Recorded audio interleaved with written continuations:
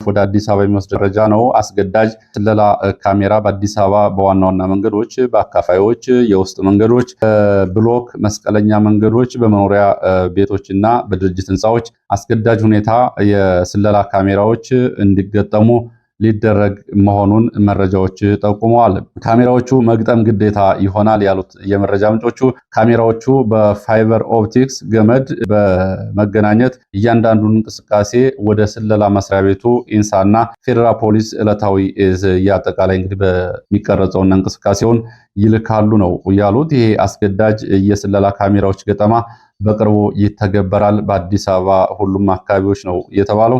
ስርዓቱ ከምርጫ በፊት ይሄ እንዲሆን እቅድ ይዞ እየሰራ እንደሆነ የገለጹት ውስጥ አዋቂ መረጃ ምንጮች ዋና ምክንያቱ የከተማ ህዝብ አመጽ ይቀሰቀሳል በሚል ስጋት ሲሆን ለጊዜያዊ ግን ለሽፋን የከተማው ህዝብ ከዝርፊያና ከተለያዩ ህገወጥ እንቅስቃሴዎች ለመቆጣጠር በሚል በፖሊስ በኩል አስገዳጅ መመሪያ ተግባራዊ እንዲደረግ እንቅስቃሴ የተደረገ ሲሆን ዋና ዓላማው ግን ዕለታዊ የእንቅስቃሴዎችን የከተማዋ ነዋሪዎች እንቅስቃሴ በደህንነት ካሜራ እየቀረጹ በቁጥጥር ስር ለመዋልና በኢንሳና በፌዴራል ፖሊስ ለመከታተል እንደሆነ ገልጸዋል።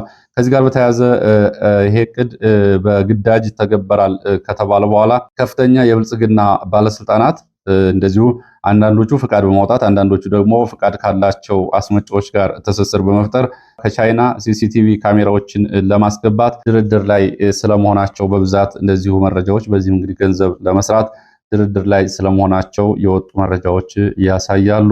ወደ ግንባር መረጃዎች ነው ከዚህ ቀጥሎ የሚሄደው። ወደ ግንባር መረጃዎች ሲሄድ በሰሜን ጎንደር ደባርቅ ከተማ ላለፉት 3 ቀናት በሁሉም የከተማ መውጫና መግቢያ በሮች ከፍተኛ ጥበቃና ፍተሻ እየተደረገ እንደሆነ የመረጃ ምንጮቹ ገልጸዋል። የቤት ለቤት ፍተሻ እየተደረገ ይገኛል። ላለፉት 3 ቀናት በተከታታይ ፍተሻው ቀጥሏል። ይሄ የሆነው በቅርቡ ስልጠና አጠናቀው ከወታደራዊ ማሰልጠኛ ወደ አካባቢው ለግዳጅ የተመደቡ ወደ ደባርቅ ቀጠና ማለት ነው ከተመደቡት የልዩ ኃይል አባላት ውስጥ 32 የሚሆኑት ሌሊቱን ከካምፓቸው በመውጣት ጠፍተው በማደራቸው ነው። 32 የአድማ ብተና አባላት በሌሊት ከነሙሉ ትጥቃቸው ነው የጠፉት የሚሉት የመረጃ ምንጮች። በዚህ ምክንያት እንግዲህ ከፍተኛ ድንጋጤ ውስጥ ገብቷል። መከላከያ አመራሮችም የብልጽግና ባለስልጣናትም ይህንን ተከትሎ እንግዲህ ሌላውም ይከዳል ይጠፋል በሚል የተወሰኑ የአድማ ብተና አባላት ወደ ፖሊስ ጣቢያ ተወስደው ታስረዋል። መከላከያ ካምፕ እንደዚሁ ተወስደው እየታሰሩ አሉት። ላለፉት 3 ቀናት እስር ላይ ይገኛሉ። የተወሰኑ ትላንትና መሻሹን ተፈተው ወደ ግዳጅ ስምሪት ቀጠናቸው እንዲገቡ ተደርጓል። ሌሎች አሁንም እንደታሰሩ ናቸው። ከታሰሩት ውስጥ ከጠፉት ጋር ግንኙነት አላችሁ በሚል እየተያዙም እንዳሉ ለማወቅ ተችሏል። እንግዲህ ከዚህ ጋር በተያያዘ በአድማ ብተና በቅርብ ወራት በተለይ ከ2 ወራት ወዲህ በዚህ ደረጃ ከነትጥቃቸው የአንድ ዙር ሰልጣኞች በአንድ ጊዜ ከግዳጅ ቀጠናቸው ሲወጡ ይሄ ከፍተኛ ቁጥር ነው ተብሏል። እንደ መረጃ ምንጮቹ ከዚህ በፊት በመተማ ቀጠና ባለፈው ዓመት 129 የአድማ ብተና አባላት በተመሳሳይ ሁኔታ በአንድ ሳምንት ከግዳጅ ቀጠናቸው ወጥተው ነበር። ይሄ ግን በአንድ ቀን ሌሊት ከፍተኛ ቁጥር ነው ብለዋል። ሁሉም በሮች ፍተሻና ጥበቃ ቢደረግም እስካሁን ድረስ የተለየ ነገር የለም። አንዳንድ የመከላከያ አዛዦች ወትሮም እነዚህ ከፋኖ ተለይተው አይታዩም፣ ትጥቅ በእጃቸው እስኪገባ ድረስ ነው ስልጠናውን የሚወስዱት በሚል በሁሉም የከተማዋ በሮች ፍተሻዎች እንዲጠናከሩ ትዕዛዝ ሰጥተዋል። እስካሁን የተገኘ የለም። ከጠፉት ውስጥ 2 ኃላፊዎች ይገኙበታል። እነዚህ ኃላፊነታቸው አልታወቀም። ሆኖም ግን የአድማ ብተና አዛዦች እንደሆኑ የመረጃ ምንጮቹ ገልጸዋል። ከ4 ቀናት በፊት በተመሳሳይ በዚሁ ቀጠና ሰሜን ጎንደርና ማዕከላዊ ጎንደር ወገራ ወረዳና ዳባት ቀጠና ከግዳጅ ቀጠና ሲወጡ የተያዙ የመከላከያ አባላት ዳባት ከተማ በአንድ ሆቴል ለ3 ቀናት እንዲቆዩ መደረጋቸው ይታወቃል። ከዚህ በኋላ ወደ የት እንደተወሰዱ አላወቅንም ይላሉ እዛው ሆቴሉ አካባቢ ያሉ የመረጃ ምንጮች። ወደ ግዳጅ ቀጠና ተወስደው ይሁን ወይም ደግሞ በሀገር ክህደት ወታደራዊ እርምጃ ተወስዶባቸው ይሁን ምንም የታወቀ ነገር የለም። ሁሉም በሚባል ደረጃ አማርኛ ሁለተኛ ቋንቋቸው የሆኑ የመከላከያ አባላት እድሜያቸውም ለውትድርና አገልግሎት ያልደረሱ ናቸው። ከግዳጅ ቀጠናዎች ሊያመልጡ ሲሉ ተይዘው ወደ ዳባት የተወሰዱት ቁጥራቸው ወደ 42 ይደርሳል። አብዛኞቹ ከኦሮሚያና ደቡብ ኢትዮጵያ ቀጠናዎች የመጡ እንደሆነ ተመልክተናል ብለዋል። ከዳባትና ደባርቅ ባለፉት 2 ቀናት ይህን ያህል ኃይል ከመከላከያና ከአድማ ብተና መውጣት በብልጽግና ባለስልጣናትና ወታደራዊ አዛዦች ከፍተኛ ድንጋጤ ፈጥሯል። ሚስጥሩ እንዳይስፋፋና በሌሎች አካባቢ ያሉ ይህንን እንዳይሰሙና የእነሱን ፈለግ በመከተል እንዳይከዱ በሚል ጉዳዩ በከፍተኛ ሚስጥር ተይዞ ነው የቆየው የሚሉት የመረጃ ምንጮቹ ከዳባት ካምፕ የወጡት የአድማ ብተና አባላት እስከዚህ ሰዓት ድረስ የትኛውንም ፋኖ እንዳልተቀላቀሉ ወይም ደግሞ እንደተቀላቀሉ የታወቀ ነገር የለም። ወደየት እንደገቡም ፍንጭ የለም። ወደ ቤታቸው ይሄዱ ወደ ፋኖ እስካሁን ድረስ ምንም የተገኘ ነገር የለም። እንግዲህ ከነትጥቃቸውና ሁለት አዛዦችም ይገኙበታል። ጉዳዩ የሚመለከታቸው አካላት እንግዲህ በዚህ ላይ ከፍተኛ ድንጋጤ ፈጥረዋል።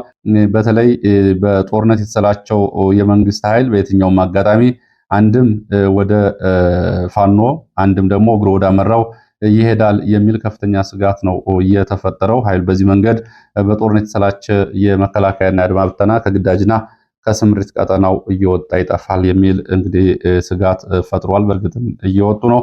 ወደ ሌላ መረጃችን ስንሄድ ህወሓትን የተመለከተ መረጃ ላስቀጥልና ወደ ዝርዝር የግንባር መረጃዎች እመለሳለሁ።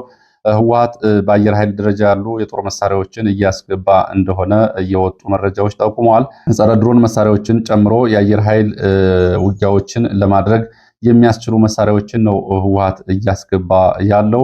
መሳሪያዎቹ በግዥ በእርዳታና በድጋፍ ከተለያዩ ሀገራት የተገኙ እንደሆነ እየገለጹት የመረጃ ምንጮቹ የአየር ኃይል ውጊያን ለማድረግ የሚያስችሉ መሳሪያዎች እንዳሉ ተገልጿል።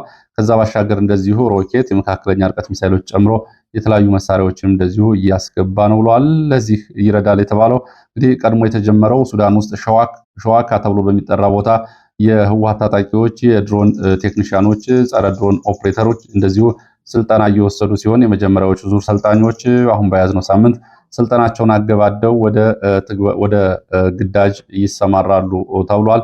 ሌላ ሁለተኛ ዙር ሰልጣኞችን ስራ ለማስጀመር እንደዚሁ ምልመላዎችና እንቅስቃሴዎች እየተደረጉ መሆናቸውን የገለጹት የመረጃ ምንጮቹ ከዚህ ባሻገር እንደዚሁ የህወሓት ሰሞኑን ታግዶ የነበረው የህወሓት ካምፓኒዎች የሂሳብ ቁጥር እንዲለቀቅ ወይም ደግሞ እግዱ እንዲነሳ ፍርድ ቤት ብይን መስጠቱን የሚገልጹ መረጃዎች ወጥተዋል። ሰሞኑን ጀነራል ታደሰ ወረደ ወደ አዲስ አበባ ከሄዱ በኋላ በአንዳንድ ጉዳዮች ላይ ስምምነት ስለመድረሳቸውና ፍሬያማ ወይ ደግሞ ውጤታማ ውይይቶችን ስለማድረጋቸው ከአብይ አህመድ ጋር እየገለጹ ነው የሚገኙት። ከነዚህ መካከል ታግዶ የነበረው የበጀት ድጎማ ለሰራተኞች እሱ እንዲለቀቅ ከገንዘብ ሚኒስቴር ጋር ተስማምተናል የሚለውን ጨምሮ እንዲሁም ደግሞ ምርጫ ቦርድ ከብሔራዊ ምክክር ኮሚሽን ጋር ከመከላከያ ኢታማጆር ሹም ጋር በተደረጉ ንግግሮችና ከባንክ ተወካዮች ጋር በእነዚህ ጉዳይ ላይም እንደዚሁ ጥሩ የሚባል ንግግሮች ተደርገዋል። ወደፊት አንዳንድ ለውጦች ይኖራሉ ስለመባሉ የወጡ መረጃዎች ያሳያሉ።